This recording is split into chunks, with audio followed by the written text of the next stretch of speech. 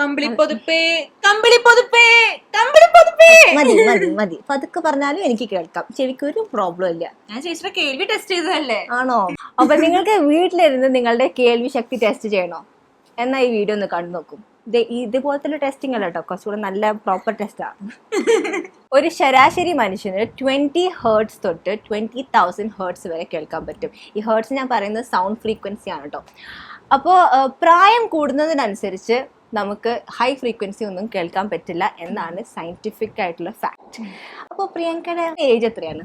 പെൺകുട്ടികളുടെ ഏജ് ഒന്നും ചോദിക്കാൻ പാടില്ല. അതൊന്നും കുഴപ്പമില്ല, അതൊക്കെ പണ്ട് ആൾക്കാർ പറയുന്ന കാര്യമാണ്. നമ്മുടെ യൂട്യൂബ് ഓഡിയൻസിന് അങ്ങനെ ഒന്നും ഒരു പ്രശ്നമില്ല, പ്രായം ധൈര്യമായിട്ട് പറഞ്ഞോളൂ. ഓക്കെ, ഞാൻ 23. ഈ ചേച്ചിയുടെ ഏജ് പറയൂ. 23?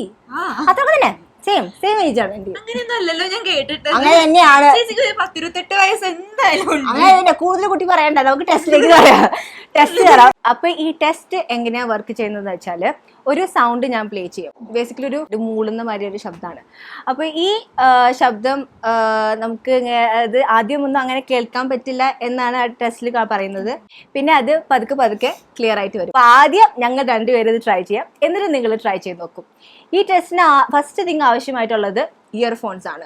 കാരണം ഔട്ട്സൈഡ് പുറത്തുള്ള ശബ്ദമൊന്നും നമ്മൾ ഡിസ്റ്റർബ് ചെയ്യരുത്. അപ്പോൾ നമ്മുടെ ഈ റീഡിംഗ് ഒക്കെ തെറ്റും. അപ്പോൾ അതുകൊണ്ട് ഇയർഫോണിൽ വെച്ചിട്ട് വേണം ഈ ടെസ്റ്റ് ചെയ്യാനായിട്ട്. പിന്നെ ഇയർഫോൺസ് ഇല്ലാത്ത ആൾക്കാർ എന്താ പറയുക, നല്ല സൈലന്റ് ആയിട്ട് റൂമിൽ ഇരിക്കുക, ഫാമിലി ഫ്രണ്ട്സിനോടൊക്കെ മിണ്ടാണ്ടിരിക്കാൻ പറയും ടെസ്റ്റ് ചെയ്യുമ്പോൾ. സോ ഞങ്ങളിവിടെ ഹെഡ്സെറ്റ് യൂസ് ചെയ്യുന്നില്ല, സൈലന്റ് റൂമിലായിരിക്കണം, അത് കാരണം ഹെഡ്സെറ്റിന്റെ ആവശ്യമില്ല. അതെ.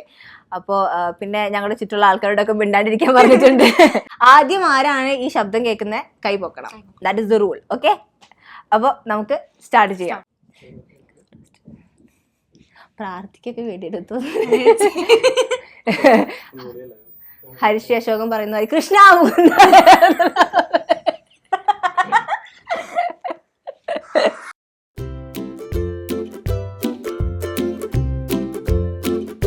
Okay, let's start. Okay, 1, 2, 3.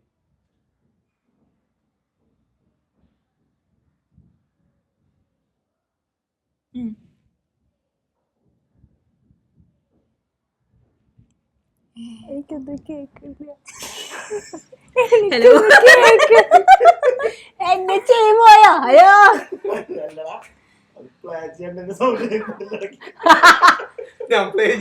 അപ്പൊ ഞാൻ ഇമാജിൻ ചെയ്ത് തുടങ്ങിയതാണ്. അതായത് കേട്ട് കേട്ടുമ്പോ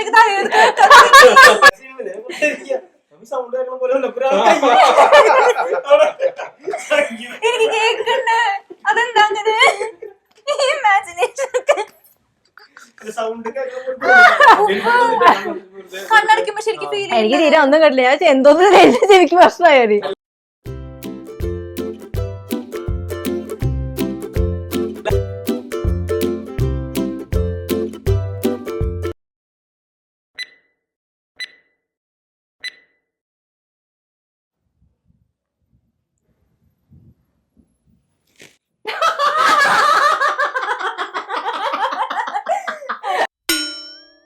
രണ്ടാമത്തെ ട്രയലിൽ ഞങ്ങൾ രണ്ടുപേരും കണ്ണടച്ചിട്ട് ശ്രദ്ധിച്ച് ഈ ടെസ്റ്റ് കേൾക്കാൻ പോവാണ്. കോൺസെൻട്രേഷൻ. പ്രിയങ്കയ്ക്ക് വിശ്വാസമില്ല എന്റെ ഏജിനെ കുറിച്ച്, അപ്പൊ അത് കാരണം കൊണ്ട് നമുക്കിത് വീണ്ടും ഒന്ന് ട്രൈ ചെയ്യാം. ഓക്കെ,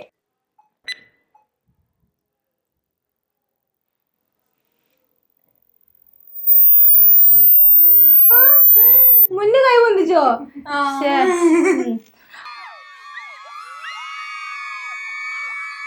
ഓക്കെ, സോ കൂടുതൽ ആദ്യത്തെ ട്രയലിന് ഞാൻ ജയിച്ചു വിട്ടോ, ഒരുമിച്ചായിരുന്നു.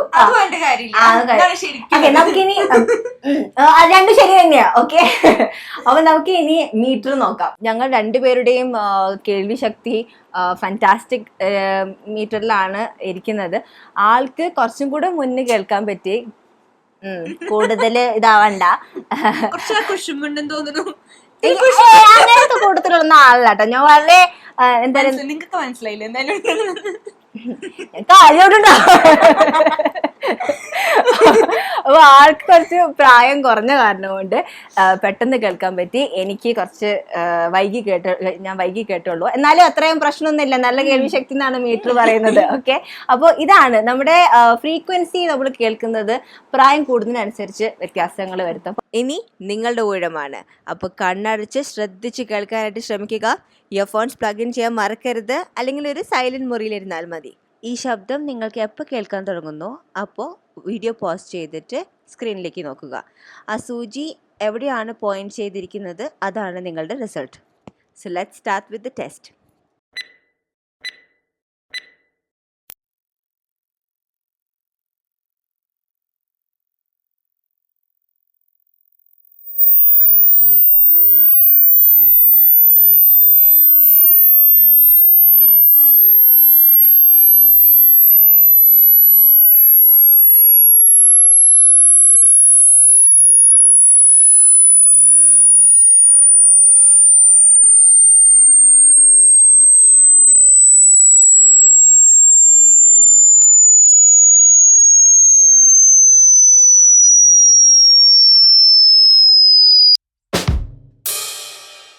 തീരെ ഈ ശബ്ദം കേൾക്കാൻ പറ്റിയില്ലെങ്കിൽ നിങ്ങൾ പേടിക്കേണ്ട ആവശ്യമൊന്നുമില്ല. ആദ്യത്തെ ട്രയലിൽ എന്തായാലും പെട്ടെന്ന് നമുക്ക് ഇത് മനസ്സിലാക്കാൻ പറ്റില്ല. ചിലപ്പോൾ എന്താ പറയുക, ശരിക്കും ലാപ്ടോപ്പിൽ നിന്ന് കേൾക്കുന്നുണ്ടാവില്ല, അല്ലെങ്കിൽ ചിലപ്പോൾ ഔട്ട്സൈഡ് സൗണ്ടുകൾ നിങ്ങൾ ഡിസ്റ്റർബ് ചെയ്തിട്ടുണ്ടായിരിക്കും. അപ്പോൾ നിങ്ങളിത് വീണ്ടും ഒന്ന് ട്രൈ ചെയ്ത് നോക്കാം. എന്നിട്ടും കേൾക്കുന്നില്ലെങ്കിൽ ഒരു ഡോക്ടറിന്റെ അടുത്ത് പോകുന്നതായിരിക്കും നല്ലത്, അല്ലേ? അത് നല്ലത്. കേൾവി ശക്തിയൊക്കെ സ്ട്രോങ് ആയിട്ടിരിക്കണ്ടേ, അപ്പൊ ഒന്ന് ചെക്ക് ചെയ്തോളൂ.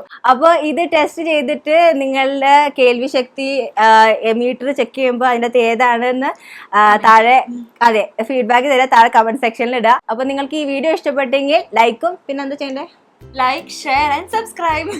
അതന്നെ. അപ്പൊ ഈ 3 കാര്യങ്ങളും ചെയ്യുക. അപ്പൊ നമുക്ക് അടുത്തൊരു വീഡിയോയിൽ വീണ്ടും കാണാം. ബൈ.